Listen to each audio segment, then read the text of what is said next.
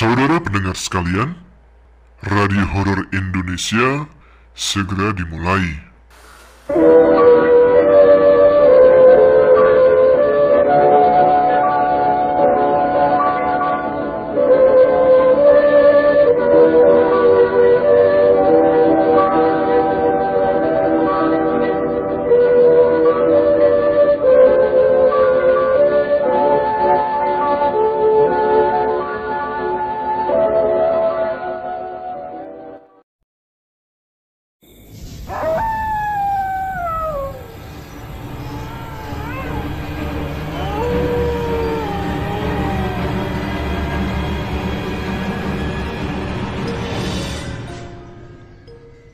Assalamualaikum warahmatullahi wabarakatuh.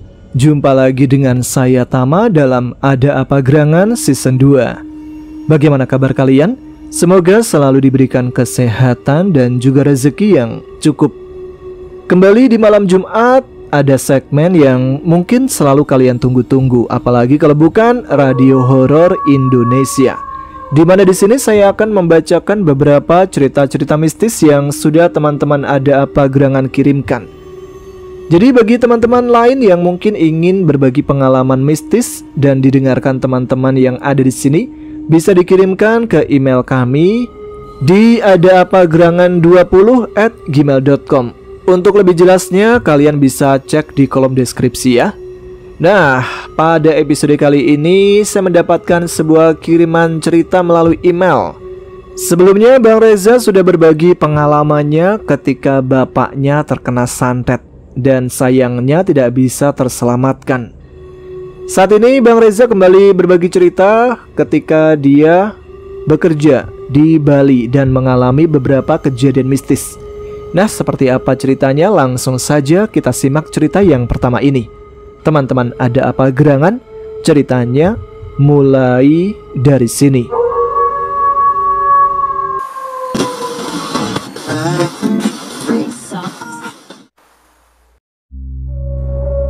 Halo Mas Tama dan teman-teman Ada Apa Gerangan yang selalu setia mendengarkan channel ini.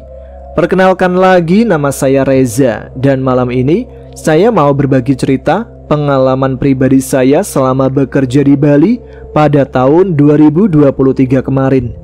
Cerita ini ada unsur horornya, ada juga tentang cinta, patah hati, dan ya sedikit soal pelet-peletan juga lah. Jadi siap-siap dengerin sambil santai tapi merinding-merinding tipis ya. Waktu itu saya sedang nganggur di Surabaya. 2 minggu sudah lewat, isi dompet semakin menipis, kepala semakin pusing.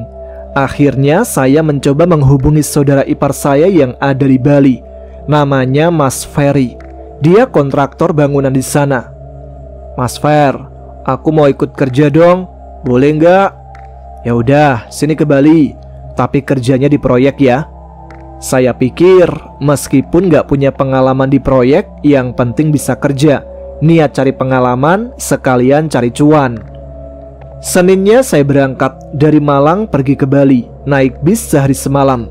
Sampainya di Terminal Ubung, saya dijemput oleh Mas Ferry dan langsung diajak ke lokasi proyek di daerah Sesetan, Bali. Minggu pertama aman-aman saja, tapi masuk minggu kedua mulai ada yang aneh. Waktu itu habis gajian, biasanya anak-anak proyek kalau nggak minum ya judi. Tapi saya cuma ikut minum aja, hemat dan masih ingat ibu di rumah. Kami berlima malam itu, salah satunya teman saya bernama Moyo. Nah, si Moyo ini agak pecicilan. Tengah malam, dia pipis di depan rumah, tepat di depan pura kecil. Saya sudah bilangin, jangan sembarangan. Tapi ya namanya orang mabuk gimana? Besok paginya Moyo bercerita, katanya semalam dia mimpi didatangi perempuan bergaun putih, rambutnya panjang. Perempuan itu bilang gini, "Kamu kurang ajar, sudah mengotori rumahku." Saya yang mendengarnya cuma ketawa dan bilang, "Ah, mimpi doang itu." Tapi 3 hari kemudian gantian saya yang diganggu. Kejadiannya pada jam 2 pagi, saya belum bisa tidur. Gerah, nyamuknya banyak.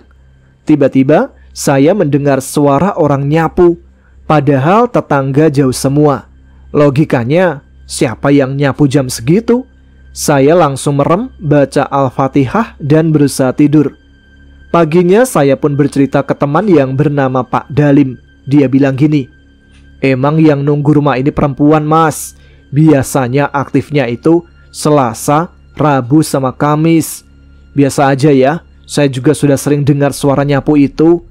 Waduh, kok ada jadwal nyapunya segala ya? Tapi sejak itu setiap ada suara nyapu, saya anggap aja itu pertanda. "Reza, waktunya tidur. Jangan begadang mulu." Gitu aja lah udah. 2 bulan kerja saya mulai akrab dengan teman baru. Namanya Vina. Kenal dari teman ke teman, ke teman lagi, ke teman lagi. Katanya sih sama-sama orang Malang. Dia tinggal di Canggu. Manis, gemoy, unyu-unyu. Ya gitulah. Waktu saya ke kosannya, baru tahulah saya. Ternyata dia itu kerjanya, maaf ya, open BO. Kaget, ya jelas. Tapi dia cerita alasannya karena broken home, pernah menikah muda, cerai, dan sekarang hidup sendiri. Lebih parahnya lagi, dia itu kena guna-guna dari temannya sendiri yang iri karena pelanggan Vina banyak. Akhirnya dia harus nyebrang ke Banyuwangi buat minta tolong ke dukun. Keluar biaya sampai 1,5 juta. Tapi alhamdulillah setelah itu pelanggannya mulai berdatangan lagi. Beberapa minggu kemudian, dia bilang ada pelanggan dari Trenggalek yang jatuh hati kepadanya. Padahal udah punya istri dan punya anak. Vina menolaknya. Tapi setelah itu, dia mimpiin terus orang tersebut. Setiap malam bahkan. Gelisah, kepikiran, dan ternyata dia kena pelet. Vina mencoba menyembuhkan lagi. Tapi dukun yang sebelumnya tidak sanggup menanganinya. Dan sejak malam itu, saya tak pernah lagi ketemu Vina. Hingga akhirnya proyek di Sesetan selesai. Saya pun pindah ke Jimbaran. Kerja menggarap plafon dan mengecat rumah milik kenalan teman. Rumah itu kosong selama 5 tahun. Katanya dulu sempat disewakan ke turis, tapi sekarang sudah terbengkalai. Malam harinya, saya melihat sekelebat putih di tangga. Gak kelihatan wajahnya, tapi jelas bukan manusia. Saya baca doa dan memaksa tidur. Besok paginya cerita ke teman yang bernama Firdaus. Dia cuma senyum dan bilang, "Biasalah, rumah kosong 5 tahun." Terakhirnya saya kerja di daerah Dalung yang ada di Badung, di sebuah gudang mobil di showroom, tapi tempatnya terpencil. Di situ ada suara geruduk-geruduk yang misterius datang 3 kali dalam satu malam. Saya semakin yakin ada yang tidak beres. Pak Wayan, salah satu orang lama di sana, bilang dia juga pernah mendengar suara nyapu pada jam 1 malam. Penjaga sebelumnya juga tidak pernah mau tidur sendirian. Sering banget dengar suara jalan, suara berisik, dan lain-lain. Singkatnya, proyek pun telah selesai. Saya pulang di awal Februari. Sampai sekarang masih nganggur ya. Soal Vina, saya nggak tahu kabarnya. Masih di Bali atau sudah pulang ke Malang? Masih kena pelet atau sudah sembuh? Saya juga nggak tahu. Tapi doakan saja yang terbaik. Pesan saya buat teman-teman ada apa gerangan di sini, jangan pernah main-main dengan pelet, guna-guna, atau sejenisnya. Usaha aja semampunya, karena cinta yang dipaksa nggak akan bertahan lama. Kamu boleh mencintainya, tapi biarkan dia memilih jalannya. Terima kasih Mas Tama sudah membawakan cerita ini. Dan terima kasih buat teman-teman AAGC yang selalu setia mendengarkan. Saya Reza pamit undur diri. Wassalamualaikum warahmatullahi wabarakatuh.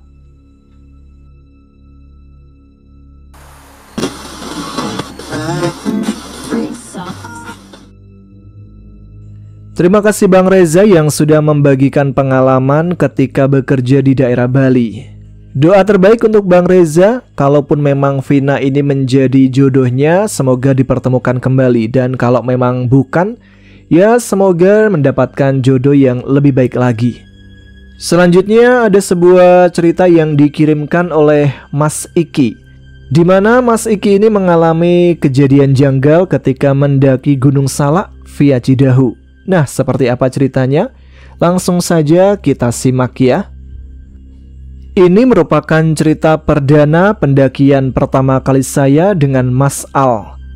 Tepatnya di hari Sabtu tanggal 5 April 2025 lalu ke Gunung Salak via Cidahu. Kami berangkat dari Jakarta pukul 5:15 pagi karena menunggu jadwal kereta KRL yang datang agak siang dari prediksi awal. Rencana awalnya kami ingin berangkat pukul 4 pagi. Setelah saya menjemput Mas Al di stasiun Kebayoran menggunakan motor kesayangan saya. Setelah bertemu, kami langsung tancap gas menuju base camp Gunung Salak via Cidahu lewat jalur Parung. Namun sebelum ke base camp, saya memang sudah janjian dengan penjual trekking pole yang kebetulan lokasinya searah di daerah Kota Bogor. Kami biasa melakukan COD di sana. Saya yang jarang olahraga malah sok-sokan ingin mendaki Gunung Salak yang terkenal berat. Dan kali ini kami lakukan secara tektok, naik turun tanpa menginap. Sesampainya di tempat janjian, kami bertemu dengan penjual trekking pole dan transaksi pun berjalan lancar. Sekitar pukul 6 pagi, sebelum sampai base camp Cidahu, kami sempat sarapan bubur ayam dan membeli air putih serta snack di Indomaret.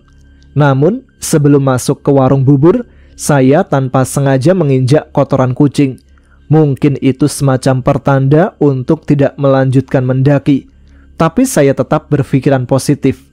Masa udah jauh-jauh pulang cuma karena hal sepele?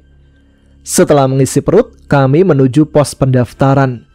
Karena saya lupa membawa uang lebih, akhirnya saya minta tolong Mas Al untuk mengurusi Maksi. Saya minta agar memilih jalur ke puncak, bukan ke Kawah Ratu. Saat mendengar harga Simaksi yang jauh lebih mahal dari biasanya, saya sempat yakin bahwa kami memang mendaftar ke jalur puncak. Setelah itu, kami melapor ke pos base camp, parkir motor, dan menyerahkan bukti Simaksi sambil membayar 15.000 per orang. Semuanya saya percayakan ke Mas Al, karena saya sendiri harus ke toilet. Pendakian pun dimulai. Sampai di percabangan antara jalur puncak dan Kawah Ratu, kami memilih jalur ke puncak. Jalurnya becek, menanjak, dan penuh tantangan, tipikal Gunung Salak. Dari base camp hingga pos 1 dan pos 2, kami masih kuat walau kaki mulai pegal dan sepatu penuh lumpur. Di pos 2 kami sempat ambil foto dokumentasi. Sebelum pos 4, kami bertemu 4 pendaki lain yang juga melakukan tektok, tapi via pasar lengit. Mereka bilang pendakian ke puncak minimal harus 4 orang, sementara kami hanya berdua. Setelah sempat jalan bareng, akhirnya kami berpisah karena ritme jalan mereka yang lebih lambat. Sebelum sampai di pos 5, kami bertemu pendaki lain dari arah puncak.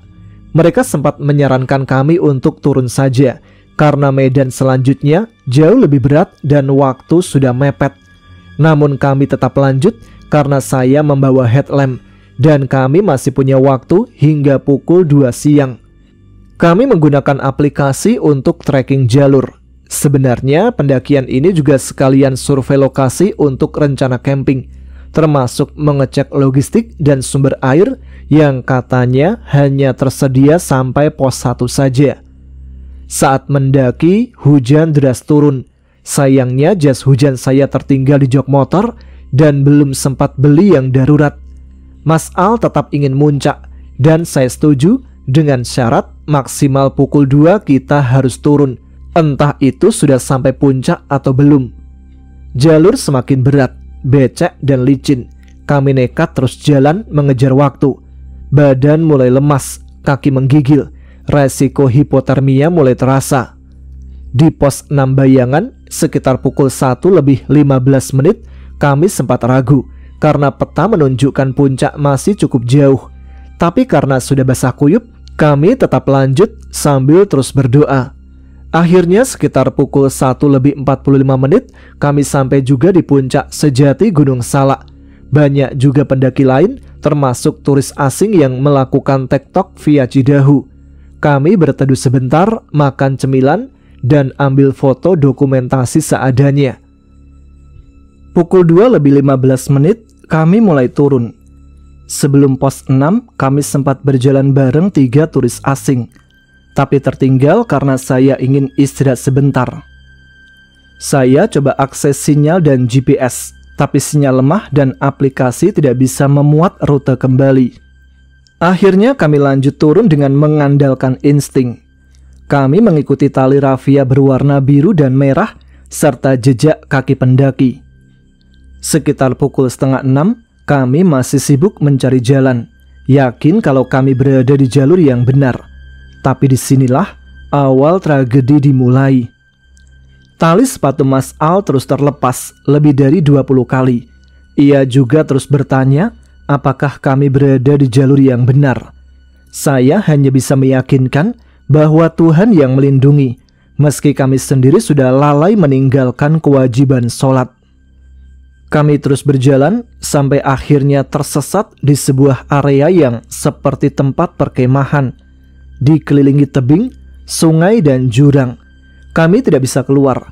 Saya merasa dejavu, merasa pernah melewati sungai ini dan berpikir base camp sudah dekat. Padahal itu hanya ingatan palsu. Kami terus mondar-mandir mencari jalur alternatif, tapi nihil. Kami sepakat jika sampai pukul 7 malam belum juga menemukan jalan keluar, kami akan bermalam di tempat itu. Kami kumpulkan daun lebar sebagai alas dan minta izin secara batin kepada penghuni gunung. Pukul 7:10, kami mulai menyusun tempat istirahat seadanya, berteduh di bawah langit yang terbuka. Badan lelah, kaki sakit, udara dingin. Untungnya kami membawa botol plastik bekas yang kami kumpulkan sepanjang jalan. Itu kami bakar satu persatu untuk menghangatkan badan. Pukul 8:40, saya duduk menekuk kaki karena kedinginan, sementara Mas Al merebahkan diri. Semakin malam, suasana semakin mencekam. Mas Al sempat bersenandung, mungkin untuk menghibur diri. Tapi tidak lama, bau busuk menyengat menyeruak entah dari mana. Saya hanya bisa berdoa dalam hati. Jam 1:25 dini hari, saya melihat cahaya di seberang sungai, seolah ada perkemahan. Saya mencoba menyalakan lampu sinyal, tapi tidak ada respon. Bahkan hingga pagi, tidak ada tanda-tanda kehidupan di sana. Pagi harinya saya beranikan diri menjelajah lagi. Setelah cukup lama mencari, akhirnya saya naik ke tebing untuk mencari sinyal. Alhamdulillah saya berhasil mendapat GPS. Kami berjalan lagi ke arah yang kami yakini benar, meski awalnya hanya bermodal keyakinan. Setelah berjalan sekitar 1,8 km dan waktu lebih dari 2 jam, akhirnya kami kembali ke jalur utama, tepatnya di sekitar pos 3. Aneh, padahal malam sebelumnya kami sempat melewati pos 2. Di situ saya baru sadar, pos 2 adalah pasar setan. Mungkin para penghuni ingin memberitahu bahwa sisi lain dari Gunung Salak itu nyata. Sepanjang perjalanan turun, kami bertemu pendaki lain, melewati pos 2 lagi, dan akhirnya sampai di base camp. Setelah diinterogasi oleh petugas, ternyata simaksi kami tertulis hanya untuk Kawah Ratu, bukan ke puncak. Mungkin itulah penyebab kami disapa oleh penghuni Salak. Gunung Salak memang istimewa, baik dari segi jalur maupun suasana mistisnya. Satu hal yang saya bawa pulang, pisau lipat yang saya temukan di tempat kami tersesat, seolah menjadi tukar dengan krim penghangat saya yang hilang entah di mana. Itulah cerita pendakian saya yang begitu mengesankan. Pesan saya, pastikan semua perlengkapan lengkap dan simaksis sesuai jalur tujuan. Jangan sampai kesalahan kami terulang pada kalian. Puji Tuhan kami masih diberikan kesempatan hidup dan bisa kembali menjalani aktivitas seperti biasa. Terima kasih.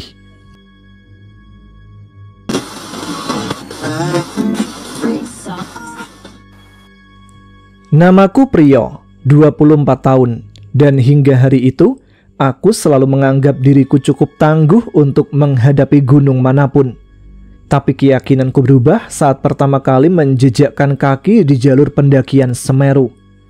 Tidak hanya kelelahan dan medan berat yang kuhadapi, tapi juga sesuatu yang jauh di luar nalar dan logika.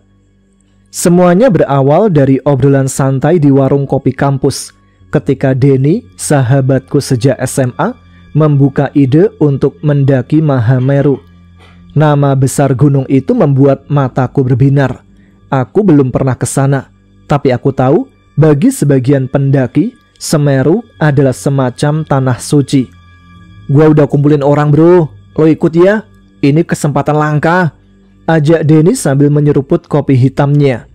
Tanpa pikir panjang, aku mengangguk. Mungkin itu keputusan paling gegabah yang pernah kuambil.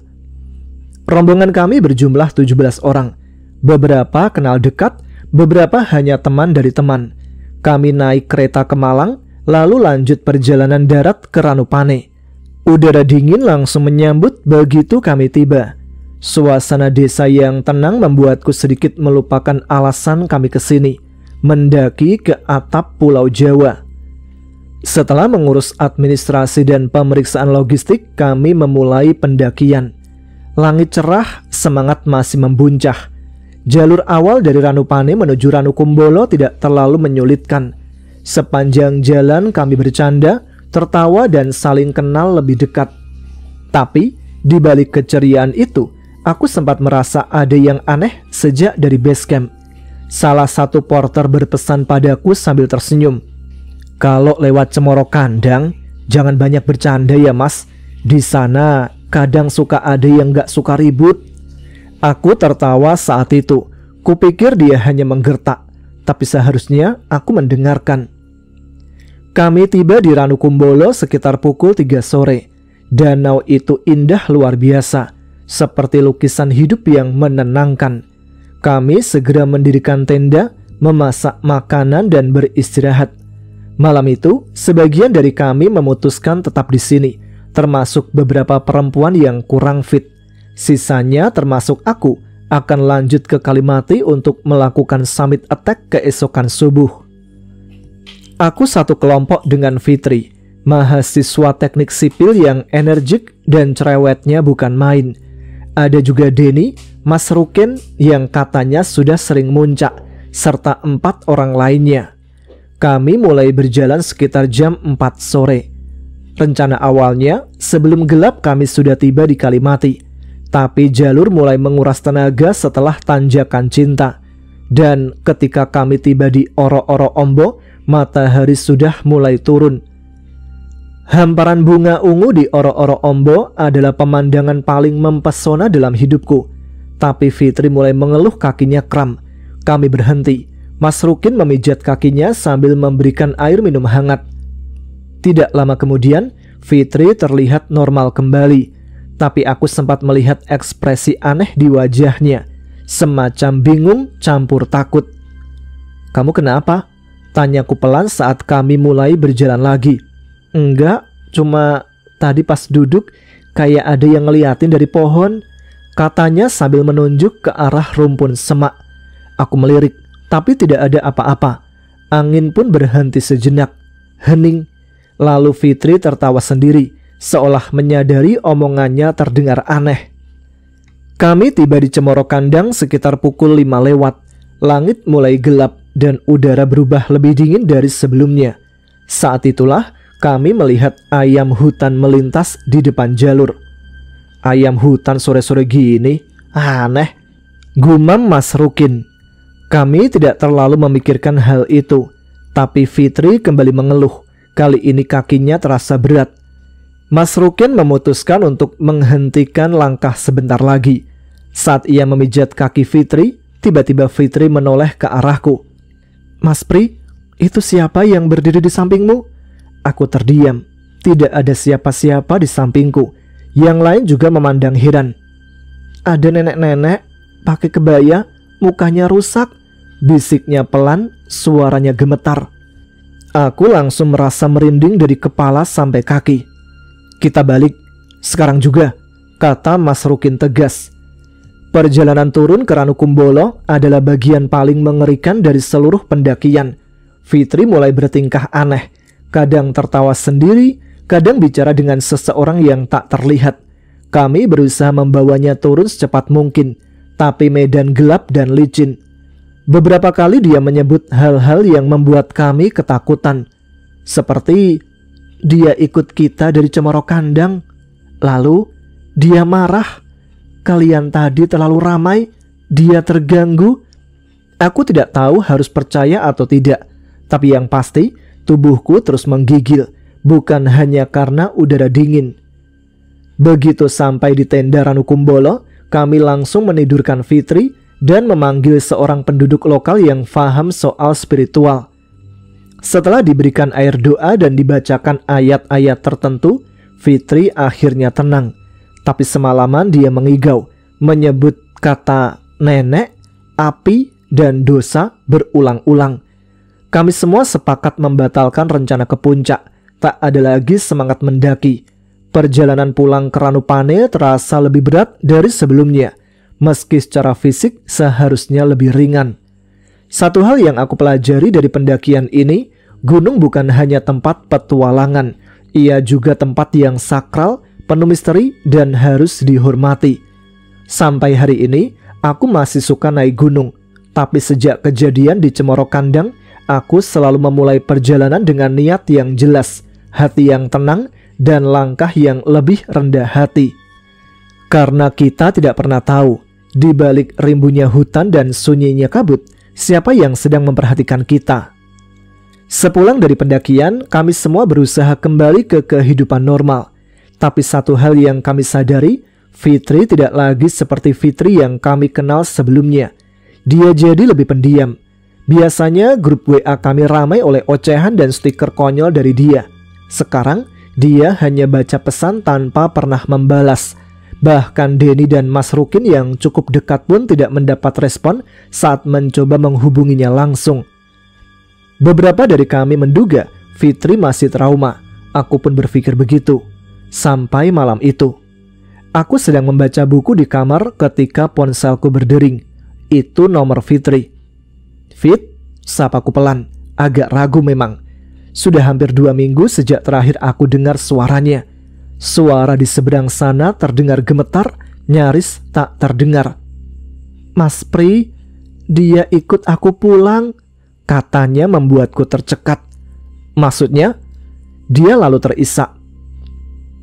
Setiap malam, dia berdiri di pojok kamar. Nenek itu yang di Cemoro Kandang. Aku mendadak merinding. Aku tidak tahu harus berkata apa. Suaraku tercekat. Fit, kamu cerita ke orang tuamu? Pertanyaan itu malah membuatnya menangis. Iya, tapi setiap malam dia semakin dekat. Kadang-kadang aku bangun bajuku basah, seperti habis jalan jauh di tanah becek. Beberapa hari setelah telepon itu, aku mulai mengalami kejadian aneh juga. Aku bermimpi berada kembali di jalur Oro-Oro Ombo, tapi sendirian. Kabut pekat, hening, dan tanah sekelilingku seperti menghisap langkahku. Lalu, aku mendengar suara tertawa. Serak, tapi pelan. Seperti suara wanita tua yang kehabisan nafas. Saat terbangun, aku menemukan jejak kaki di lantai kamarku. Seperti kaki wanita dan berlumpur. Aku tinggal di lantai 2. Ini tidak masuk akal. Aku lalu mencoba menghubungi Fitri lagi, namun tidak aktif. Keesokan harinya, Denny mengabariku bahwa Fitri dibawa ke kampung halaman orang tuanya. Katanya sudah 2 malam ini dia kerasukan. Aku, Denny, dan Mas Rukin sepakat untuk pergi ke rumah Fitri yang ada di Blitar. Di sana kami disambut ibunya yang pucat dan lesu. Katanya Fitri sering bicara dengan seseorang yang tidak terlihat. Kadang menangis, kadang tertawa, kadang memandangi api lilin selama berjam-jam. Kami diperbolehkan melihatnya. Di dalam kamar gelap, Fitri duduk bersila. Matanya menatap kosong ke langit-langit. Wajahnya pucat. Di tangannya tergenggam potongan bunga verbena kering dari Oro-Oro Ombo. Aku janji gak bakal ganggu lagi. Tapi dia marah. Dia bilang aku sudah janji, bisiknya saat melihatku. Mas Rukin menatapku penuh makna. Dia pulang bawa sesuatu dari gunung, dan makhluk itu merasa berhak menagihnya. Keluarga Fitri mengundang seorang ustadz untuk membantu. Malam itu kami semua berkumpul di ruang tengah. Bau kemenyan memenuhi udara. Lantunan doa dan ayat-ayat suci bergema, bersaing dengan angin malam yang mendesir seperti bisikan. Fitri tiba-tiba menjerit. Suaranya berubah parau dan berat. "Dia bohong. Dia ambil bunga itu buat mainan. Dia tidak menghormati." Tangannya mencakar lantai. Suaranya bukan lagi suara Fitri. Kami semua terdiam dan tiba-tiba lampu padam. Dalam gelap, aku mencium bau bunga busuk dan tanah basah. Lampu menyala kembali. Fitri pingsan. Tapi aku tahu ini belum selesai. Sejak saat itu aku tahu satu hal. Setiap pendakian bukan hanya tentang mencapai puncak. Kadang kita membuka pintu yang seharusnya tidak dibuka. Fitri butuh waktu berbulan-bulan untuk pulih. Tapi aku tahu dia tidak pernah benar-benar sama lagi. Aku pun tidak. Bahkan saat menulis ini, kadang-kadang aku merasa ada yang berdiri di belakangku membaca bersama. Dan saat hujan turun deras, aroma bunga verbena yang busuk itu kadang muncul kembali. Sudah hampir setahun sejak pendakian itu, tapi aku masih belum benar-benar tenang. Fitri kini sudah kembali kuliah. Dia masih menyimpan ketenangan baru yang ganjil, seperti seseorang yang sudah menyentuh sisi dunia yang tak seharusnya. Kami jarang bicara, tapi sesekali dia mengirimi pesan pendek. "Masih suka mimpiin oro-oro ombo?" Itu isi pesannya 2 minggu lalu. Aku menjawab, "Kadang." Dan dia hanya membalas, "Hati-hati." Awalnya aku pikir itu lelucon, tapi kejadian 2 malam lalu membuatku mengurungkan niat untuk mengabaikan pesan itu. Aku mulai menuliskan kisah ini sebagai semacam terapi. Aku ingin menuangkan semuanya agar terasa lebih ringan.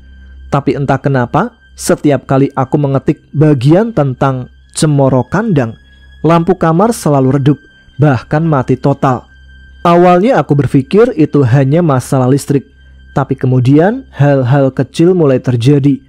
File yang kutulis hilang sendiri, lalu muncul lagi. Kalimat yang tak pernah kutulis tiba-tiba muncul di tengah paragraf. Padahal aku ingat betul apa yang aku ketik. Suatu malam, aku mendengar ketukan dari arah balkon kamarku. Kamar itu ada di lantai 2. Tidak mungkin ada orang yang bisa mengetuk dari luar. Ketika aku memberanikan diri membuka pintu balkon, tidak ada siapa-siapa. Tapi di lantai semen ada jejak kaki, kecil, telanjang, dan mengarah ke jendela kamar.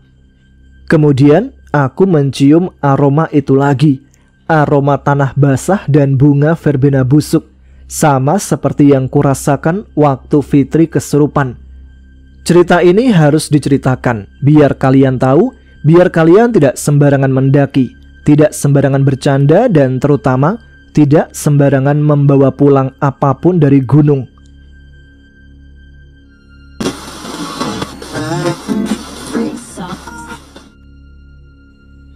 Aku ingin menceritakan sebuah pengalaman nyata yang terjadi lebih dari 2 dekade lalu. Tepatnya tahun 1996. Saat itu, aku masih duduk di bangku kelas 2 SMP. Keluargaku tinggal di sebuah desa terpencil di pinggiran Kebumen, Jawa Tengah. Rumah kami sederhana, berdinding papan dengan kebun luas di belakang rumah. Kebun itu penuh pohon pisang, bambu, dan beberapa pohon mangga tua yang menjulang tinggi. Waktu itu, listrik baru masuk ke desa kami, dan penerangan malam masih minim. Kebanyakan rumah mengandalkan lampu teplok atau petromak untuk menerangi malam. Suasana desa setiap malam sangat sunyi, hanya suara jangkrik dan sesekali gonggongan anjing yang terdengar. Semua bermula setelah pemakaman Pak Dirman, tetangga kami yang tinggal sekitar 2 rumah dari kami. Beliau meninggal mendadak karena serangan jantung, katanya. Pemakamannya dilakukan secara biasa, tanpa ada yang aneh-aneh. Tapi, sejak malam ketiga setelah beliau dimakamkan, keanehan mulai terjadi. Ibu adalah orang pertama yang melihat sesuatu. Malam itu, sekitar pukul 9, ibu sedang mengambil air di sumur belakang rumah. Sumur itu berada dekat dengan kebun, hanya diterangi lampu petromak kecil.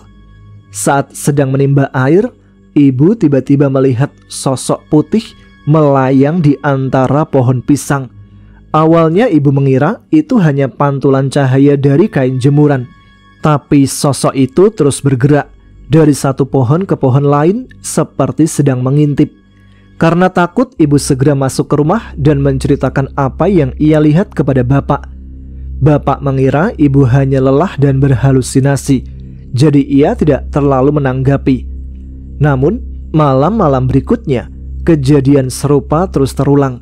Bahkan beberapa tetangga juga mulai bercerita tentang penampakan pocong di sekitar kebun belakang rumah kami.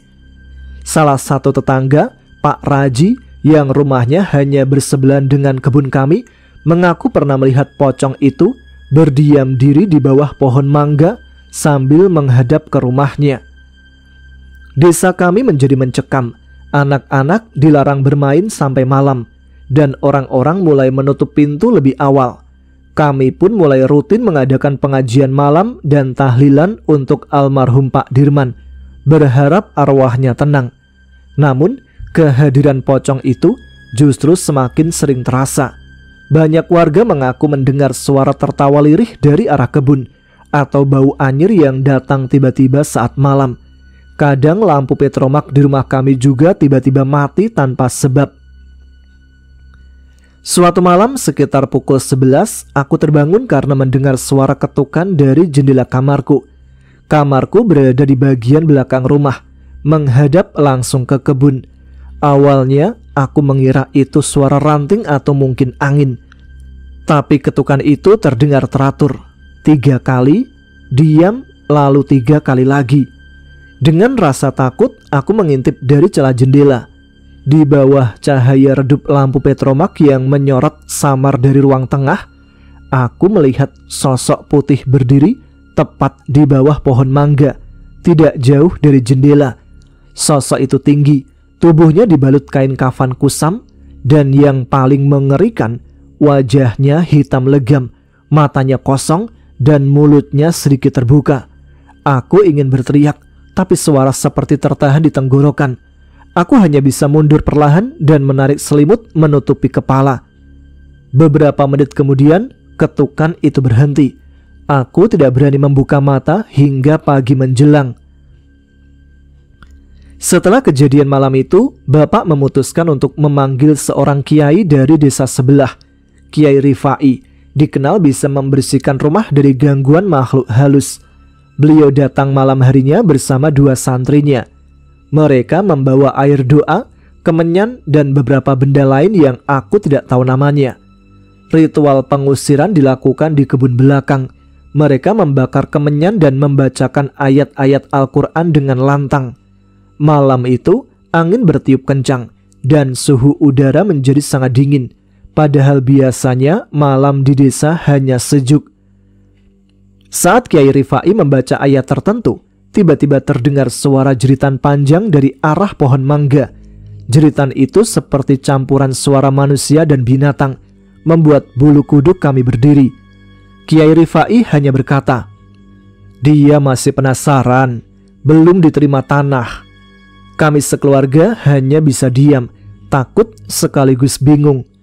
Setelah pengusiran malam itu, Kiai Rifai menyuruh kami rutin membaca surat Yasin setiap malam Jumat dan tidak meninggalkan kebun kosong.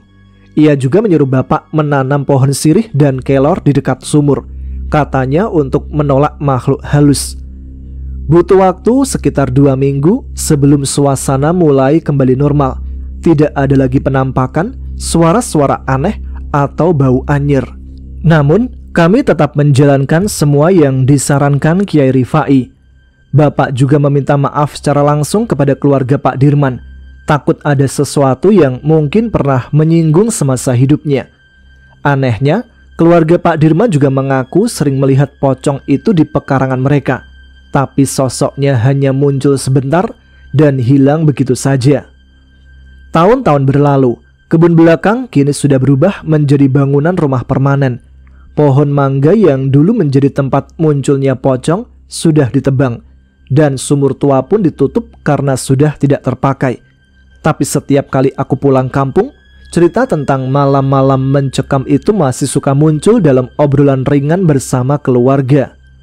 Dari sana terdengar desas-desus penyebab kemunculan pocong Pak Dirman. Katanya itu karena keluarganya enggan untuk melaksanakan tahlilan untuk mendoakan arwah Pak Dirman. Aku tidak tahu apakah itu benar, dan aku juga tidak tahu apakah itu benar-benar pocong atau hanya ilusi akibat rasa takut. Tapi kenapa semua mengalaminya? Satu hal yang aku yakini, apapun itu, malam-malam di tahun 90-an di desa kecil kami telah menyimpan kisah yang tak akan pernah aku lupakan. Kisah yang mengajarkan bahwa hidup dan mati hanya dipisahkan oleh batas tipis, yang terkadang batas itu bisa dilintasi, bahkan hanya untuk sebentar.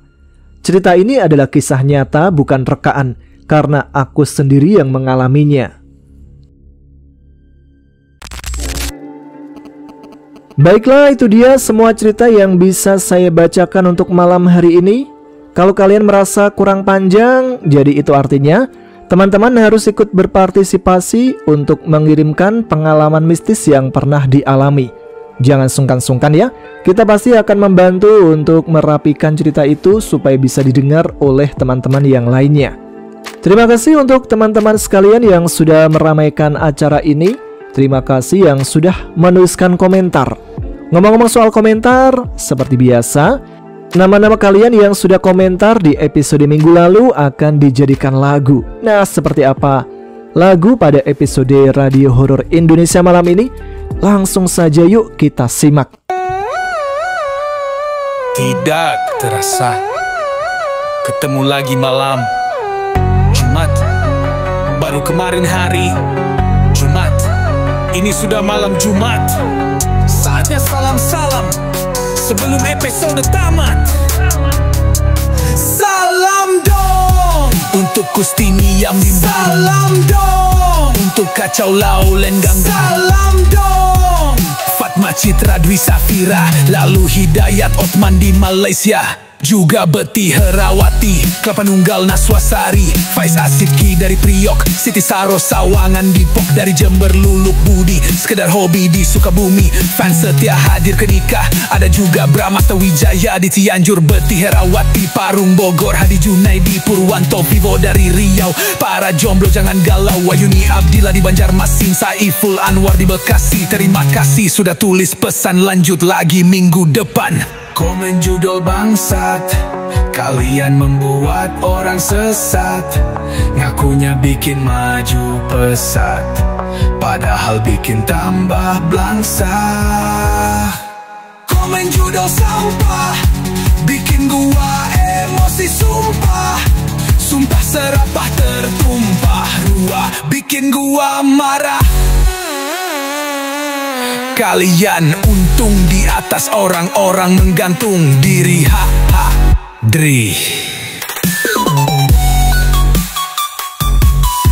Nah, itu dia, benar sekali. Saya di sini secara pribadi menolak secara tegas aksi-aksi atau komen-komentar yang berhubungan dengan judi online. Udah dihapus, muncul lagi, dihapus, muncul lagi. Udah diblokir, tetap aja ada. Susah ya emang. Judi online itu mematikan saudara sendiri, saudara setanah air. Menyesatkan dengan iming-iming cuan besar. Padahal kenyataannya mana ada yang berhasil dengan judi online, iya nggak? Jadi stop bagi yang sudah komen-komen tentang judi online. Bagi teman-teman yang lain, kalau ada yang begitu langsung aja laporkan ya.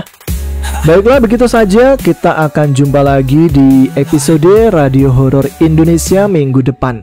Terima kasih sekali lagi untuk teman-teman yang sudah menyimak episode kali ini. Dan sekarang saya Tama harus pamit. Kita jumpa lagi di episode selanjutnya dengan cerita-cerita lain yang tidak kalah seru tentunya. Jangan lupa tuliskan komen, tunjukkan eksistensi kalian. Selamat malam, tetap semangat, jaga kesehatan. Wassalamualaikum warahmatullahi wabarakatuh.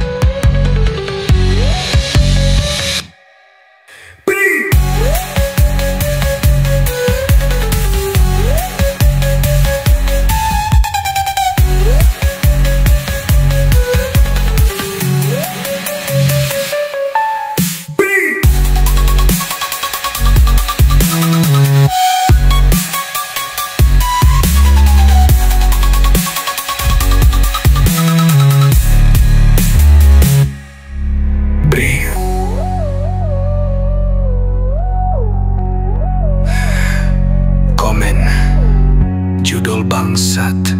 Kalian membuat orang sesat, ngakunya bikin maju pesat, padahal bikin tambah blangsah. Terima kasih sudah tulis pesan. Lanjut lagi minggu depan.